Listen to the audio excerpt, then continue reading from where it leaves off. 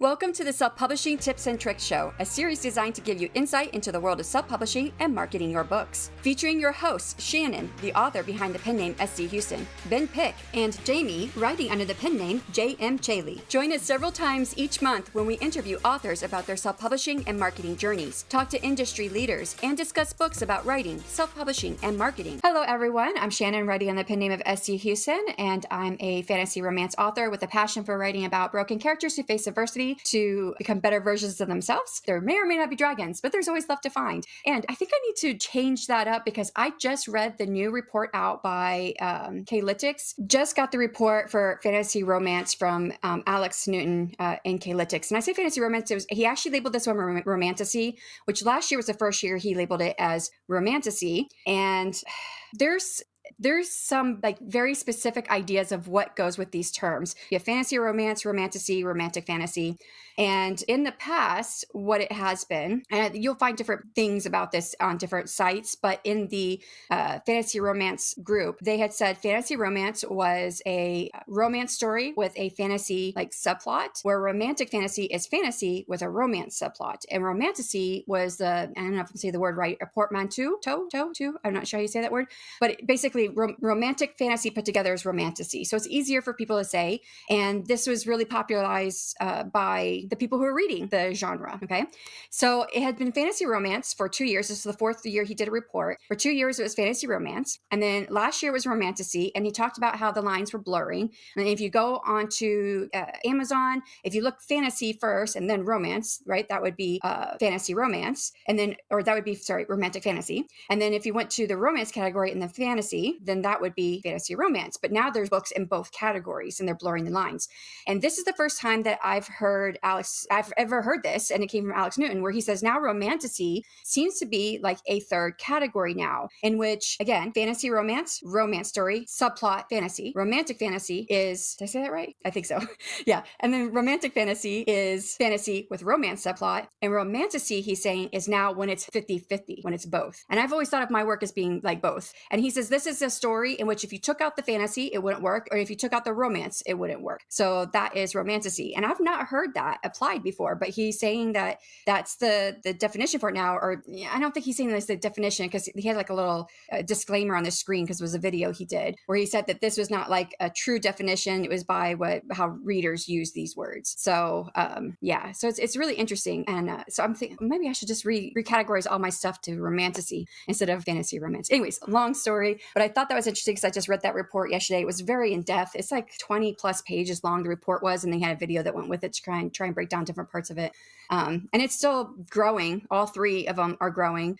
And he's finding now that romance or fantasy romance, romantasy, romantic fantasy authors are now populating fields that were just fantasy. So if you go to fantasy and sword and sorcery or epic fantasy on Amazon, you'll see a lot of those authors in there as well. And they're kind of taking it over. They're filling the top spots in those genres. And I'm like, man, what's going to happen in fantasy? It's just going to go away. So anyways, I thought it was interesting. But today we are going to be talking to Elaine Canyon, who we just had on to talk about self-publishing on a shoestring budget. We're actually recording this like a couple days after her episode aired, although we are not going to be airing this episode for another 3 months. She'll be our first episode in the next season on July 1st. But before we do have a chance to talk to her, and we're going to have a great conversation about how to keep your costs low for audiobooks. We're also going to learn about her self-publishing and marketing journey and a little bit about her works as well. Let's start with giving some updates on what's happening in our lives. And like as usual, we are doing this 3 months in advance. So on to you, Ben. Sure. I am Ben Pick. You can find me on YouTube as Running to Write. I have my own urban fantasy series behind me. So I'm definitely hoping that fantasies are not on the way out. Just that is my bread and butter for what I read and what I live in, not actually live in, but that's what my interests lie. And I'm currently working on my fourth novel in my Into the Void series as we are pre-recording this. And there are a lot of episodes that we recorded that are backlogged. You're going to be hearing about book number 4 for a long time. Hopefully by the time, this is airing in July, so I'll hopefully be done with my first draft. I know I said that for the one that's coming in August. So hopefully one of those points, I'll be right. I have no idea. It's all about teenagers who gain abilities, make mistakes, create monsters, and get lost in time. And as I mentioned, in what will be the future for you all, they make a lot of mistakes. So it's a whole lot of fun. There's found family tropes in there, and I'm working on the fourth novel, and we'll see where I can get in that by the time that you are all watching this. Yeah, we just had our interview with Rita Salina last night, which she comes out a month after this one airs. And you talked about how this fourth book crosses over a little bit into sci-fi. So I'm really interested to see where that goes. Yeah. And as far as like the fantasy romance taking over some of the fantasy spots, I wonder if there might not be some new genres made on Amazon eventually here so that it can split those out and people will know, okay, well, if I go here, it's going to be fantasy versus, getting the heavy fantasy romance stuff in there. Sure. And I was thinking about this right after we got off the call or in time since. How one of my favorite series behind me, I can do it that way, is Midkemia. And that's, this epic fantasy series, but there's also a lot of space travel. And yes, it is through fantasy means, but it is, I would accurately describe that as one of the quintessential epic fantasies of the 80s through 2000 or 90s through 2000s. And so even we were commenting about how I have my science fiction and my fantasy, and it's your, what's the peanut butter cup, where, you have your chocolate and my peanut butter. And I have my fantasy in science fiction and whatnot, but it is very similar with one of my favorite series. So. Well, I think that's good that you have like a series in mind. I mean, honestly, Star Wars falls in this too. If you look at how they market themselves, would probably help you to be able to find those audiences. Wherever they're at marketing is where you'll find your audiences. Is there a sci-fi fantasy genre on Amazon? I don't think there is. Is there? I'm sure there has to be. Yeah. It feels like there would be because I feel like there's quite a few, but books written that space, but especially since we have Star Wars is big. Yeah. I feel like when they get too much in that crossover, that would be too far into the science fiction, so it just gets bundled that way. Gotcha. And yours would definitely stay more fantasy than sci-fi. Yeah, mine's more, I usually describe it as urban fantasy, but now they're traveling to other places. It's spoilers, superheroes with portal fantasy. Right. That's the best way to describe it. Thank you. Yeah. I actually do include a little bit of science in some of my stories, more so in, you haven't read it, was the novella, The Florist Budding Desire, because the main male character, he knows like a little bit of a science background and he's trying to develop new spells. And so in my world, the spells are through your blood. So like whatever your ancestors knew how to do is what you know how to do. Cool. And if you want to do something new, you have to really try to work at creating a new spell, and not everybody can do that. And I had actually wrote this scene before this research came out, 31 December last year, 2024, but he separated he's an earth phase, so he separated the silica from dirt and used it to create like a chamber to hold life, but he didn't know how to put the life in there. I don't know how, it's like I was reading the universe or something, because what came out in 31 December, and I have it's a very dense research report. They did find out that with doing this, they can create these chambers with silica, and which I didn't know was even a thing. I just thought I made it up. Maybe I read it somewhere because I read a lot of research, but and if you get the right stuff into that chamber with the right amount of oxygen and then have a catalyst that's some type of electrified field, it will create the building blocks of life, the building blocks for DNA, and you can create life out of this, which is like, wow, okay. So my lights flickered when I said you could create life out of this. And Scott said, let there be light. And there was light. But so I think it was really, really interesting. So I was able to go back into my story and add that in there, but I didn't use the scientific terms because I was trying to keep it fantasy. But at the same time, even like a couple thousand years ago, people had theories about these little building blocks that made life, but they didn't know what they were called. And they just gave it different names, So I think he calls it like the prototype cells or something like that. But yeah, so I have a little bit of science fiction in my stuff, but like it's science fiction for them, not for us. But yours is taking place in modern times, where mine's definitely an epic fantasy setting. So yours is more sci-fi, I'm sure. Yes, unless they're traveling to different times. But that is, there's a lot of different clashing genres in across my series. Yeah, I'm excited to see it because you went way far in the past and way far in the future in your last book, and now you're saying you're going out to space. So I'm really looking forward to it. Yeah. So what's happening with me at this time? I know in the future episodes, I also I don't know what I'm doing at this time because I plants my life. I'm a plantster, so I kind of know what I'm going to do, but I don't know when it's going to happen. So I'm assuming July 1st, I am probably going to be wrapping up, hopefully, my Kickstarter fulfillment. I have all my packages just sitting over there right now, sending all my packages out with all the swag that people bought. I already got I prepaid for the labels and they're on there. I'm just taking it out tomorrow. But then I'm reading on the books, just waiting for all the book proofs to come through. I did get my coloring book in yesterday. And so that's good. I had 8 books altogether. So I've got 2 books in and I'm waiting for 6 more. And so the coloring book came in. It looked great. So I went ahead and ordered those for the people who got the coloring book. And now I just have to wait for 6 more books. And that's RB. All right. So let's move on to Elaine. Elaine Canyon writes romantasy comedies because you shouldn't have to choose between a romantasy and a rom-com. Her books feature romances in bright fantasy worlds with characters that are sure to leave you laughing. She writes closed-door romances with swoony kisses and heart-melting chemistry, giving you all of the romance and no explicit scenes. Elaine lives in the mountains of central Utah with her husband and children. When she's not writing, you can find her in the mountains, hiking, rock climbing, and skiing with her family. And welcome, Elaine. Great to see you here. Would you take a moment and let us know anything else that you want to add? I think that does it really well. I try to make that bio a good bio so that people can just read it and not have to worry about it. And then, I mean, like, along with what you guys have been saying about the romantasy and fantasy and everything, I'm in Utah. And for those of you who don't know, Brandon Sanderson is also in Utah. And I can tell you that his fans are still very rabid. And so I don't think fantasy's going anywhere as long as Brandon Sanderson's still writing. It was just a thought I kind of just had. I don't know that that's actually what's going to happen, but I just feel like if fantasy romance and romantasy and all of them, they're taking over like the epic fantasy slot and the sword and sorcery slot. I was like, what are you leaving for fantasy to do? And that's an Amazon problem, I think, that needs to get fixed. I think the thing that surprises me about readers more and more is that when they want something, they're more than willing to go find it. And the people who are just driven by the algorithm appear to be fewer than we think sometimes, which is always encouraging when I get to see that, the evidence of that. Yeah.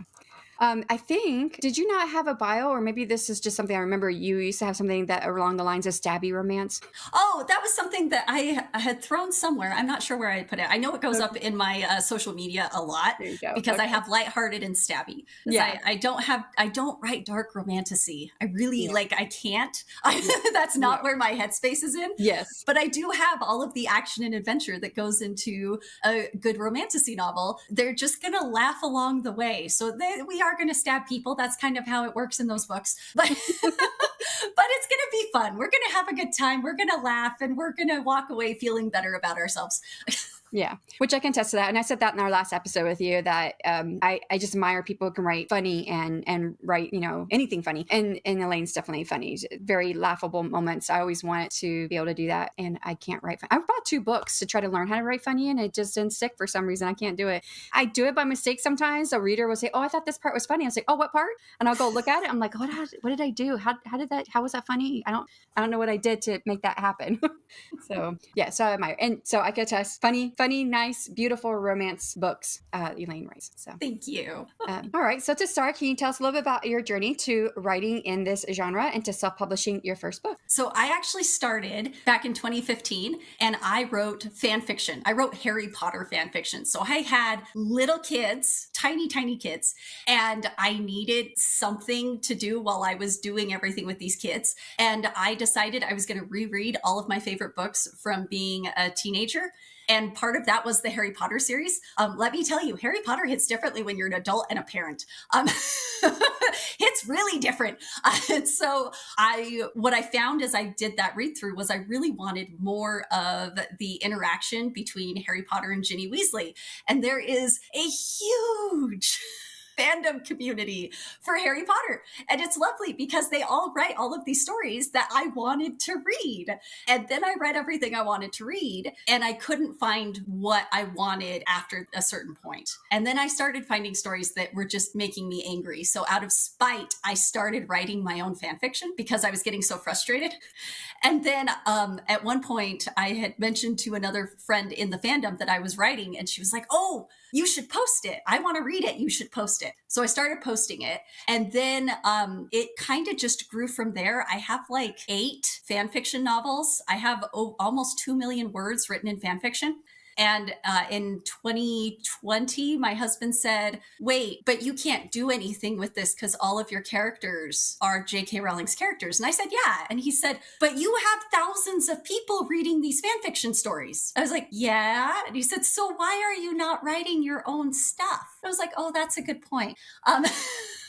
So in 2020, I started trying to figure out if I could do the original fiction thing, because that's what we called it in the fan fiction community. It was original fiction. And my first two novels, the first one I tried to outline and found out very quickly I'm not an outliner, and that story still isn't finished, and it never will be, because in my head it's done. It's just done. The second one I did go through and do as a discovery writer, and it is finished, and it is like 7 different genres. And I love it. It's adorable, and it will never see the light of day. And then I slowly started figuring out what was going on. I wrote 2 more after that. And then let's see, where are we at now? Like the 4th or 5th. That was the start of The Outcasts of Nearland, which is the series that I'm publishing right now. So that's Love, Ships, and Sea Serpents, Love, Mystique, and Mermaids, and the books that follow that.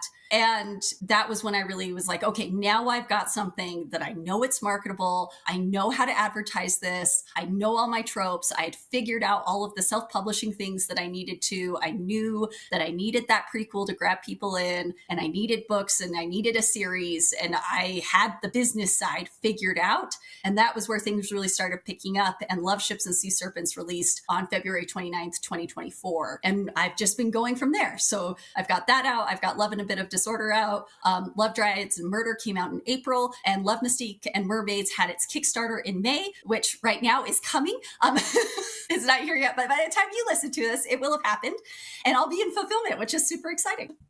I watched a video not too long ago, and the video had only been out for like a day, from Brandon Sanderson, in which he talked about how before he pursued traditional publishing, he heard that you have to write like 5 books first, and then try to find representation. And he said that's what he did. He wrote 5 books first, and then on his 6th book, he went to go find, or maybe it was his 5th book, I don't remember, but he wrote several books first before. Elantris is his 6th. Yeah. Okay. So that was right. The 6th one. Yeah. I don't know if I was remembering that correctly, but yeah. So I thought that was really interesting what he said. And you kind of did the same thing. You wrote a few books, and then, all right, now I'm ready to go. Yeah, exactly.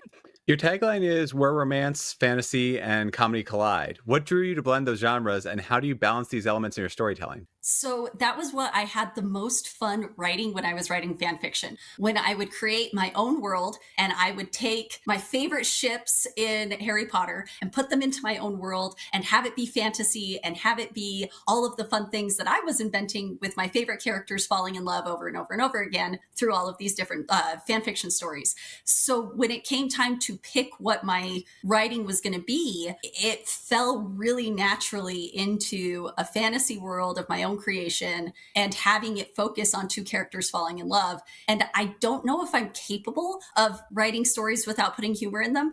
I really don't know.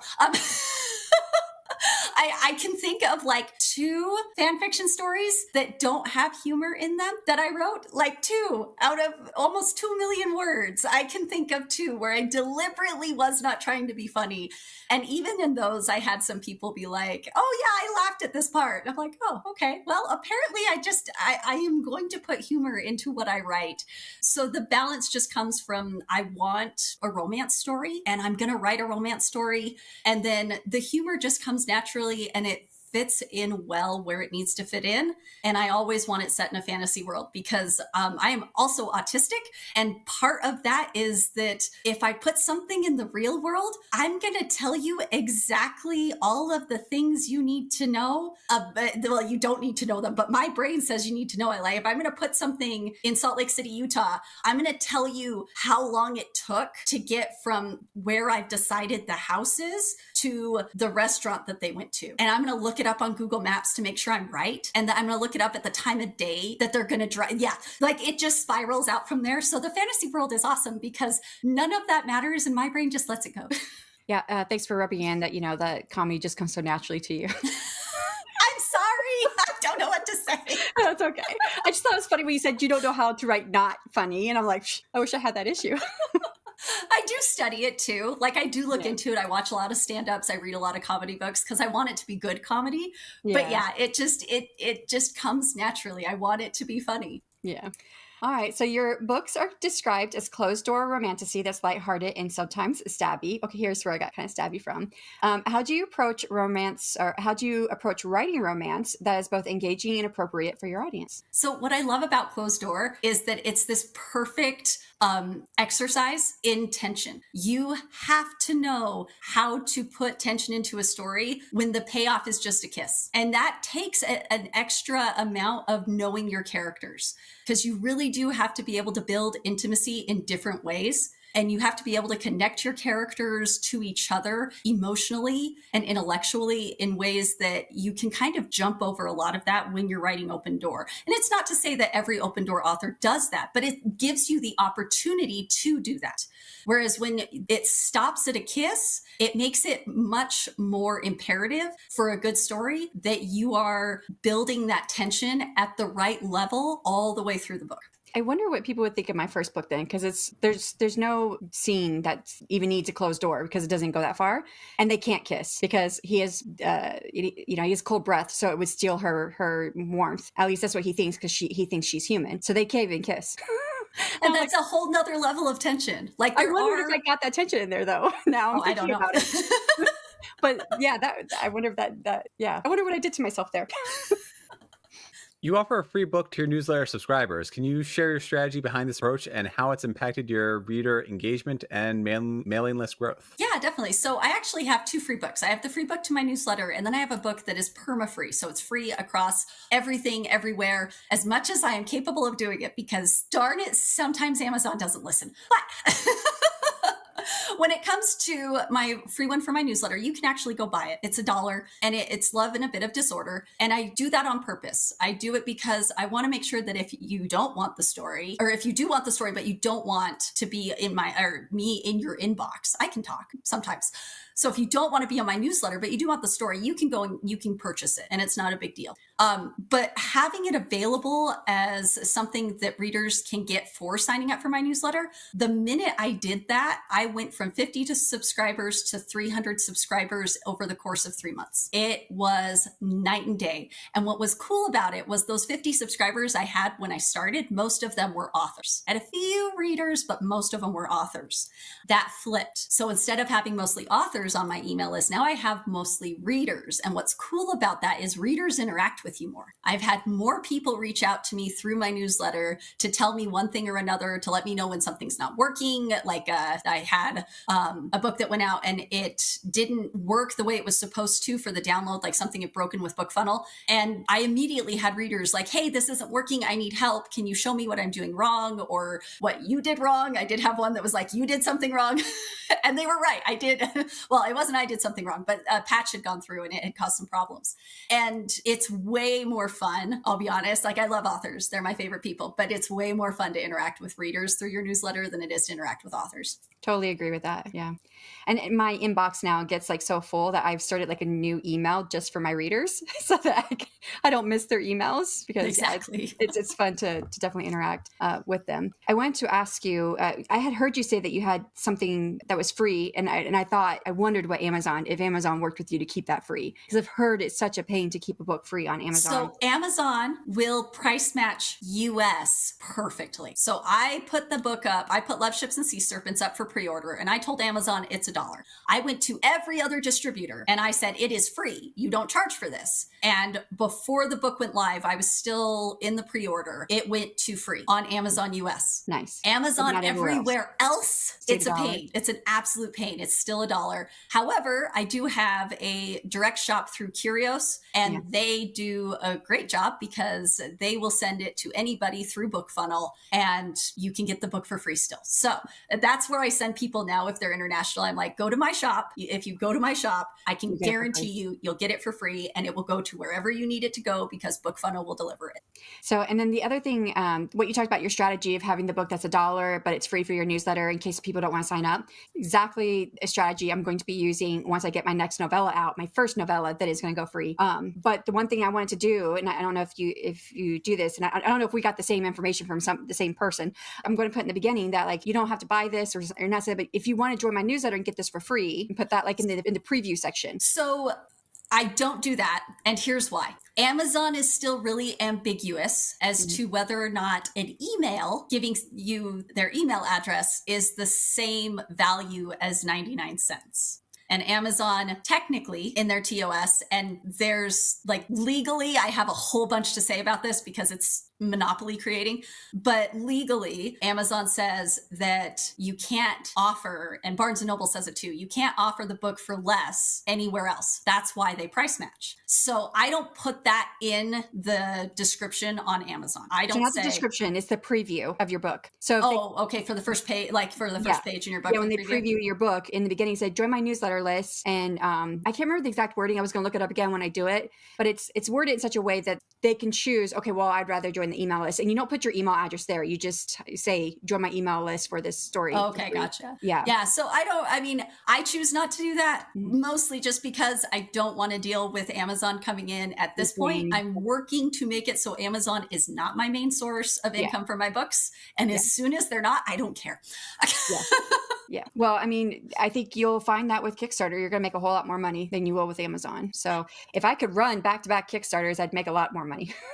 They're hard. Yeah. I mean, yeah, it's a lot of work. I have to say doing the second one was so much easier than the first one. And I think it's just because it's like anything, when you're learning to self-publish, you're learning all these platforms. Now, Amazon, of course, is so easy to publish on versus like, because I put my file up there and it's like, oh, well, this is going outside the margins. And it shows you right there on the screen. Okay, fix it, put it in there. Now it's good. With Ingram, I have to wait 3, 4, or 5 days for them to come back and say, hey, this is outside the margins. And now I got to fix it. And I got to wait another 3, 4, 5 days to see if it's approved. And it's just like, yeah. So Amazon's easy. But so it's like anything. You have to learn the platform. And if you're a person who pays attention to detail, like that's just part of your personality that you really dig in there, which I'm probably sure you're like that, Elaine, right? Because you really did. I spent months on the platform digging into everything before I actually ran my first Kickstarter. Like, how's this work? What's people doing here? What are they doing there? How are they setting this up? I spent so much time researching it and just figuring it all out and stuff. And I even took a class. So, but I think by the second one has been so much easier. So that's really encouraging. I'm working to make this first one not hard. I'm doing my best to keep my workload where I want it. But yeah, it definitely, there are times where I'm like, should I have done this instead? Should I have done this instead? I'm like, nope, just back off. It's okay. Yeah. And you'll see like what works and what doesn't work. Like I offered a lot of stuff, and they say for your first one, have 5 tiers at max. And I did all 9 tiers the first one, and I thought, that was too much. So I only have 5 tiers this time. So yeah, well, and I did have 6, but my first one was the early dragon, which was only open for the first 72 hours, and that's just to get the algorithm kick started. Yeah. So yeah. So yeah, and it's been so much better this time with only having the 5 tiers. Oh, good. I'm going to be done with almost all of my fulfillment here within the next month. So I'm just waiting on Ingram Spark now to approve all the books. So, but as a self-published author, what have been some of the most significant challenges you face and how have you overcome them? So the biggest challenges I've faced have been finding the right information, amazingly enough, because I live in Utah and Brandon Sanderson is kind of our local celebrity for publishing. But the problem is that he's a traditionally published author. And so when you start with him, the algorithm feeds you everything for traditional publishing first. And that's problematic when you want to be self-published, because Brandon Sanderson is fantastic for craft. Everything he says for craft, I think, is well worth listening to and trying and including in your books. But Brandon Sanderson is a traditionally published author, and he is looking at indie publishing from the outside in. And I have heard him say things that I'm like, I actually know that to be false. And so I had to dig my way out of the algorithm feeding me all of the traditional publishing advice to figure out how to indie publish. And that took more time than I would have expected it to take. Yeah, well, with Brandon Sanderson, he has a built-in massive audience. So honestly, if he puts out just I'd be willing to bet money that if he puts out a book which is blank pages, people would still buy it. Oh, I'm sure. They'd call it a journal. That's what I was going to say, journal. They'd love it. Yeah, so we self-published authors have to come out from the other side where we have to build our audience while also working on the book, while doing our own marketing, while doing this and the other. And we don't necessarily have publicists to help us out. That being said, this is coming out in July. We do have somebody in August who we interviewed who did have a publicist. So wow. we have a little bit of experience from that side. But I certainly don't have a publicist. Shannon, I know you don't. Elaine, I'm assuming you don't as well. And remember, I asked him, I was like, are we talking like a couple $100 or $1,000 or more? Not that you have to tell us the exact price, because I know money is kind of a touchy subject. And he said thousands. Wow. For the publicist. Yeah. Oh my goodness. So I'm like, I don't have that money to spend. No, thank you. Yeah, I can't imagine how I would ever get that ROI. Anyways. Your author YouTube channel is dedicated to discovery writing, practical design advice, and self-publishing tips. Can you share some insights on how authors can effectively utilize YouTube to connect with their audience and promote their work? So my AuthorTube channel does not connect me to my audience at all. And I do not use it to promote my work. I have a channel that is Elaine Canyon Books, and that's where I put my audiobooks. And that one, I think I could, if I wanted to start investing the time, use that. Similar to how I use my Instagram account in creating shorts to help promote things, and continuing to put audiobooks onto that channel as a way to build traction and income. But I have found that authors that need help with their covers or are discovery writers and just want to have some tips and someone to validate that it is a valid way to write, and that you are not broken and all of that, or if they're looking for help with publishing, they're not looking to buy my book. They're not looking for romantasy comedies. They're not looking for lighthearted and stabby romances. They need information and help. And so I use that channel to give back to the author community because they've given so much to me. And then I also use it to drive traction to my author design services for those that are like, well, I'd like to have someone sit down and tell me what's wrong with my cover. I will sit down with you and I will tell you what's wrong with your cover and how you can fix it and what pathways you have to be able to fix it. But when it comes to using YouTube to grow an audience, you need to use it the same way you're using your social media, in that you're going to be creating videos and putting up audiobooks that appeal to readers, not to authors. I agree with that, but I would also challenge you to open up your definition a little bit more for that, because I read your work because I connect it to you through your YouTube channel. And I don't think I'm the only one. And you're about to run a Kickstarter, and I think you will find you're going to have a good portion coming from YouTube, people who are supporting you because they appreciate you and what you're doing, and they may also like your work. So I would say 60% of my backers on my first Kickstarter were from YouTube, about 50% this time from YouTube. Very cool, though. That's awesome. So that tells me that I do connect to an audience through my YouTube channel, even though it's for writers. Definitely. Very cool. That's what I say. I would just challenge you to open that up a little bit, and maybe you might see some of that through your Kickstarter. Definitely.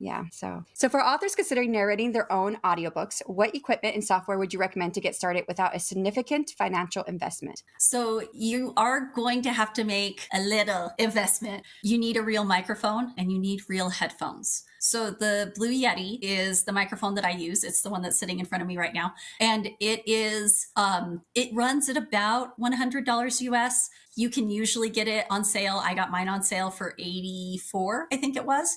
And then you need a good pair of headphones. And those will run you anywhere from $45 to $65. You don't have to spend money on like the $300 pair, but you do need a good pair of headphones so that you can hear every little sound that gets picked up when you're recording. And then you need a good microphone. The microphone on your $10 headphones from Walmart are not going to work. The microphone on your phone is not sufficient.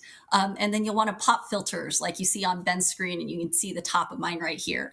And that pop filter is going to help with the mouth sounds that come when you are recording. So all of that together, it cost me about $180 to do all of those things together. And that also included, you don't have to do this. You can do it with blankets, but I bought sound absorbing foam and glued it to pieces of cardboard to build myself a little like recording studio, which was a lot of fun to do. I like arts and crafts, so it was a fun project. But You don't have to do that. You can do it with blankets and do it in a closet and it'll absorb the sound. But it was good for me because it helped to really mitigate how much sound was getting picked up. Because I live in my home is a converted metal barn. And so everything kind of echoes. And so I needed to make sure that I had taken care of that. And bare walls will echo too. So if you're in a room with Yes. bare walls, I used clothes for the first time because I didn't have blankets to put it, and I just put clothes up everywhere all around me. Yes, that is a great way to do it too. I have a wall right here and I have a blanket just hanging up permanently. Exactly. Approximately how long does it take to record a novel on a words per hour basis? And are there genres or scenes that are easier to record, or is it all about the same? So I've only recorded my audiobook, but I read aloud to my kids every night. So I personally think that there's not necessarily a harder one to do. Doing a whole bunch of crazy voices for my kids is always a lot of fun.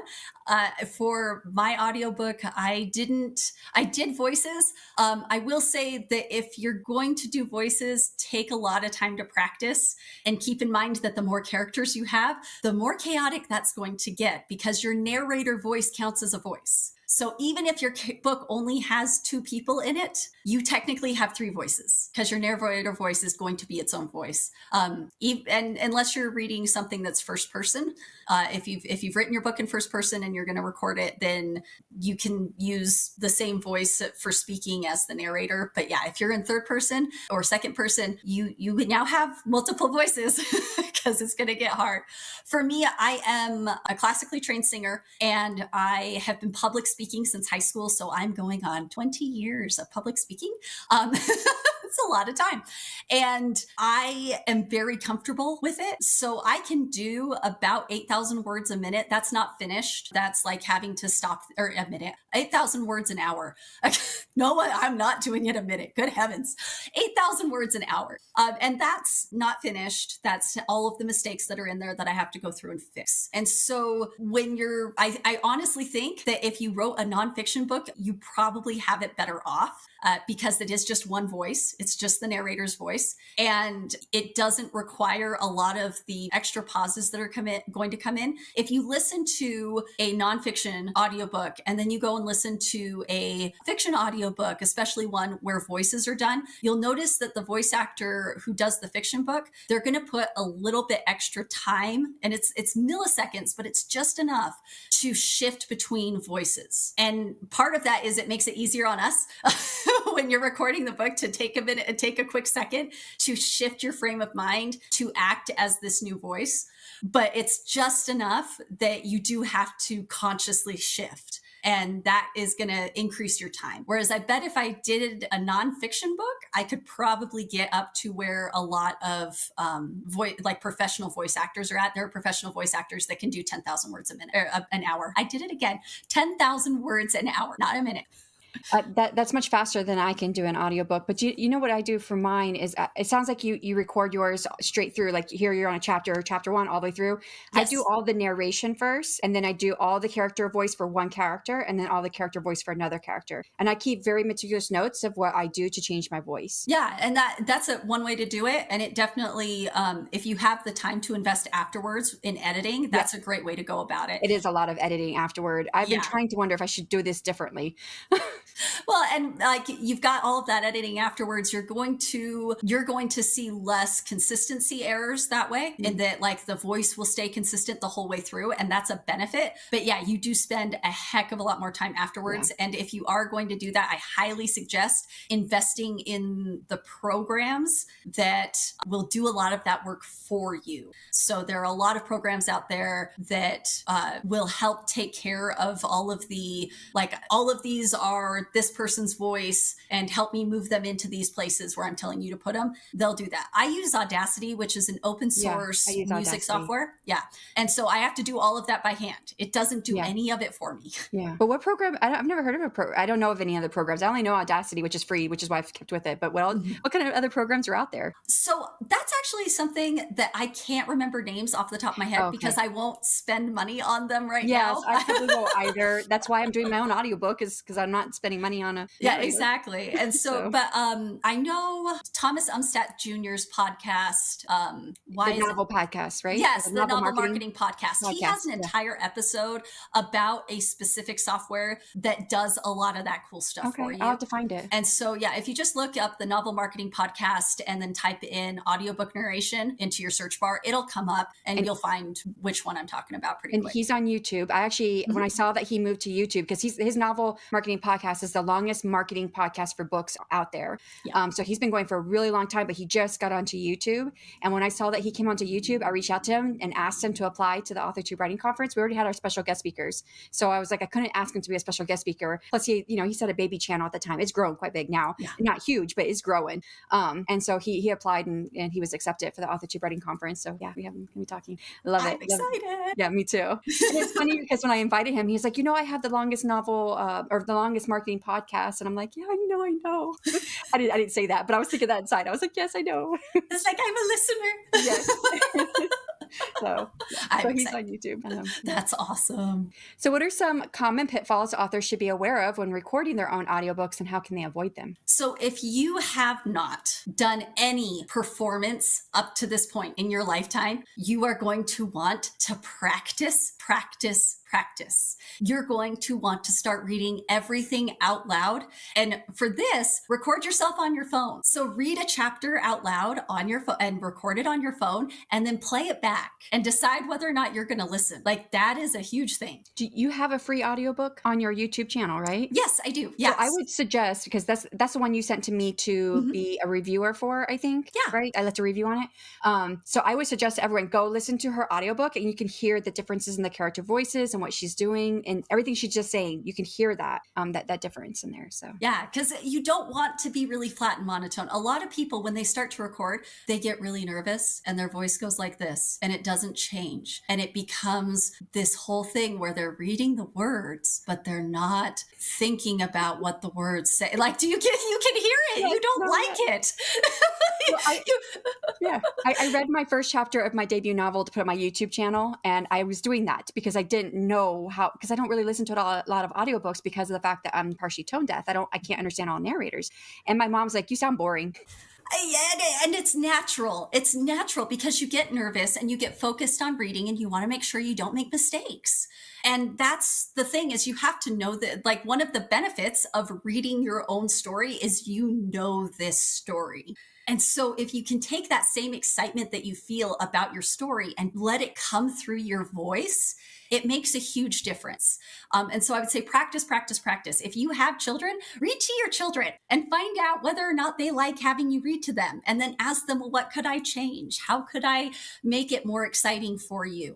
This is going to sound really corny. Watch kids' television and listen to those voices. Listen to how they talk. Listen to the inflection that they add to all of their words, because you're going to learn a lot about communicating what's going on only through your voice. And even better, turn the kids show on and then go walk into a place where you can't see the television. So you can't see what's happening. You can only listen. And that makes a huge difference, because the best voice actors are children's voice actors. They are voice actors specifically for kids, because you have to engage a child. An adult will let a lot of things go, but a child won't. A child's attention span is that big. And if you don't hook them, they're gone. And so only the best voice actors end up in children's television. And that's a great place to start pulling tips and help from, because it's going to make a big difference in how you start reading your book afterwards. That is excellent advice. How do you ensure that the audio quality meets industry standards? And are there specific techniques you use during the recording and editing processes,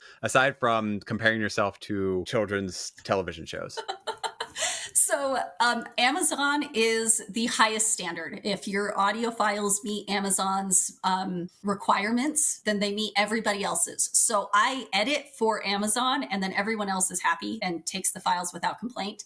Amazon will tell you what's wrong. So when you throw them up there, Amazon will come back and say X, Y, and Z needs to be fixed. And then you can jump into YouTube. There are tons of people who make videos specifically telling you how to fix these things. The voice acting acting community is very strong and very active. And they reach out and help each other, and they make videos for each other. And we get to be lucky enough that a lot of them have made videos saying, hey, Amazon told you this. This is how you fix it in Audacity. This is how you fix it in this program. This is how you fix it in that program. And they show you how to do all of it. And I've not had any issue following their tutorials. Yeah, same. I can find anything I need to fix on usually a YouTube video with Audacity. It's so easy to find something. So. From your experience, how does offering audiobooks impact book sales and reader engagement compared to traditional ebooks and print versions? So right now, I guess I should back up a little bit. I made the audiobook for Love and a Bit of Disorder because it was accepted into an anthology. And my contract with that anthology was that I had to let them have the print rights and the ebook rights for 1 calendar year from the publication. But I got to keep the audiobook rights. And I didn't have Love Ships and Sea Serpents ready yet. And so my thought process was, well, if I make the audiobook, I can advertise Love and a Bit of Disorder to people and get them to read it. Because Love and a Bit of Disorder was the only romantasy story in that anthology. The rest of them were sci-fi and fantasy straight, like just straight those. And they were comedic. So everything was comedic, but I was the only one who was telling a love story. And the cover for that anthology shows it. It was not on brand for me and my story. And I knew nobody was going to go pick that up that was going to be my target reader. And so I made the audiobook with the hope that by making the audiobook, I'd drive people to me and get things out there. So it definitely helped to have the audiobook for that purpose. But as soon as I got my ebook rights back, my ebook sales outdid my audiobook sales within like 3 weeks. Like I got way more ebook sales than I got audiobook sales. Now, part of that I think is because right now the majority of my readers are ebook readers because that's who I've been able to get with Love Ships and Sea Serpents. I don't have the audiobook for that out yet. So I'm thinking that if I got the audiobook for Love Ships and Sea Serpents out, and then again for the other ones, it would make the other ones that I have out now, like Love Dryads and Murder and Love Mystique and Mermaids, that would make a difference in driving audiobook traffic to me. But since right now I only have a short story, I don't have good data. Reflecting on your journey, what advice would you offer to aspiring authors who are considering self-publishing, particularly those interested in producing their own audiobooks? I would say do it. I think it's fun. It's a lot of work. I'm not going to lie that it's not a lot of work, but I think that it's like rewarding work. And especially when you're recording your own audiobooks, it's a fun process. I don't love editing them. That's part of the reason why Love Ships and Sea Serpents doesn't have an audiobook yet, is because editing, and it's just one finished hour. Love and a Bit of Disorder is only one finished hour. But it was a lot of editing and I didn't love that part. But if you don't love how your voice sounds, then don't do this. Don't do this if you don't love how your voice sounds. I have 2 full books audio recorded, and I'm halfway through another one. And I don't know when those are going to get out because I've done one audiobook all the way through and published it. I'm not looking forward to the editing. And that's why I keep just recording more audiobooks because I have quite a few books and I'm not getting them out because I still need to edit them. Yep. Yes, so I agree. All right, so if you could pass on one thing to aspiring self-published writers, what's your best publishing tip or trick? My best publishing tip or trick is to write a lot. Write a lot. I know a lot of people, they want to publish that first book. And like I said, my first original book, I love it. I absolutely love that book. It will never see the light of day because it's not a book that is publishable. Now, if you're just writing because you want to put books out there, then great. And write and put books out there and have fun. But if you want to make money off of this, it's a business. And with a business, you have to know who you're selling to, what you're selling, how to describe it, and how to get it to the people who are going to want it. And when you're doing all of that, the best way to prepare for it is write a lot. Get all of your stuff figured out before you start saying, okay, now I've got a book and I'm ready to go. Shifting over to the marketing side, beyond audiobooks, what other marketing strategies have you found effective in reaching your target audience? I have really loved the newsletter swaps and the promos with a free download book and sales promos. I've thought those have been a lot of fun. I've really enjoyed them. And amazingly enough, Bookstagram has actually been pretty good for me in finding readers who want to talk about my books. That has been really cool. So that is also kind of specific. The closed door romance community is really tight knit, and we do hold each other up, and we do support each other in huge ways. And so there's that part of it too. So your mileage may vary based on what your genre is and what your niche is, and whether or not Instagram would work for you or wouldn't work for you. I love that. So yeah, we've actually, although we're kind of shifting over to marketing, we've actually talked about a lot about marketing, like having your first book free and offering things to your newsletter and things like that. So then I would like to just shift it to, if you could just choose one tip or trick to share with aspiring self-published writers, what's your best marketing tip or trick? Best marketing tip is have that book, that newsletter magnet, the book that you offer for free in exchange for signing up for your newsletter, and having a really good welcome sequence that introduces your readers to what they're going to get staying on your newsletter. Yeah, that's worked for a lot of people who we brought on here, and that is one of the things that a lot of people do recognize. It is very daunting to have to write a book to then use as promotion. So it is different since you mine's a short story. It's not long. All right, that's fair. Cool. What's the word count? Do you know? So the word count for Love and a Bit of Disorder is just over 8,000 words. Okay. Yeah. Oh, that's definitely manageable. Yeah. Looking at your writing life and your works, you describe your stories as a mix of romance, fantasy, and comedy. When you're developing a new book, which element usually comes to you first? Romance, world building, or the comedic twist? The romance always comes first. I always think of two people that are going to fall in love together, and learning who they are and how they complement each other, and the parts that David Wolverton called it braiding the roses, and it was making it so the thorns don't like push into the other rose, that they go around each other so that it's complementary all the way through. So you still have these thorny people, but you're going to make sure that they actually mesh really well together. And so I love that side of writing, of figuring out how two characters are going to come together. The comedy, like I said at the beginning, I can't stop it. It just goes. And then the world building is actually the last thing. And usually a lot of it has to come in editing, because I will write White Room Syndrome all the time. And it literally just becomes talking heads. And then I'll stop and I'll go, oh, wait, where are they? I should make a note that they need to be somewhere. And I'll make a note that they need to be somewhere so that I can finish this dialogue scene. And then I'll go back and I'll figure out, okay, where are they and what's going on and what's the magic and what's not. I love that. You could turn your thorns into swords. There you go. So, there's so much more that we really want to ask you, but we are coming up on the end of our hour here. So I would just say Elaine has a lot of great videos on her YouTube channel about being a pantser, a discovery writer. So if you're interested in that process, she has a lot of great stuff on her channel for that. So we're going to get to this last question. What are you working on next? And can you tell us about it and when it will come out?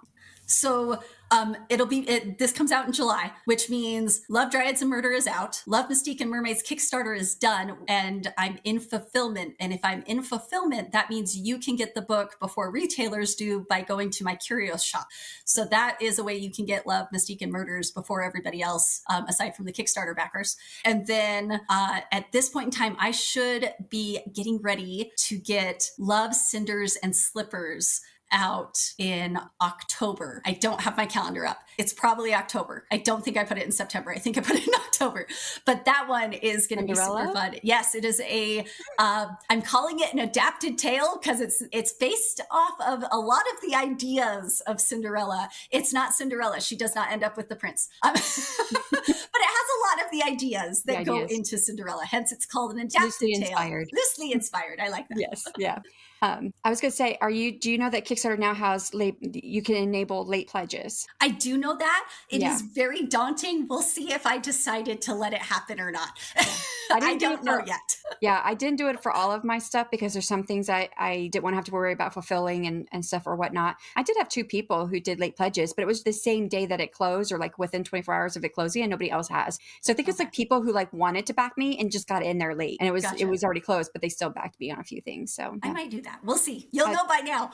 Yeah, right. So this is something that we try to incorporate into our interviews if you're game for it, which is we're going to do a rapid round of questions, which you have to answer as fast as you can, especially since we're at the hour mark. We don't want to monopolize your time too much. But are you game for it? Yeah, let's go. Okay. Are you a morning person or a night owl? Night owl. Coffee, tea, hot chocolate, or energy drinks? Diet Coke. Now we got another one. Favorite fantasy creature to sneak into a story? Oh, all of them.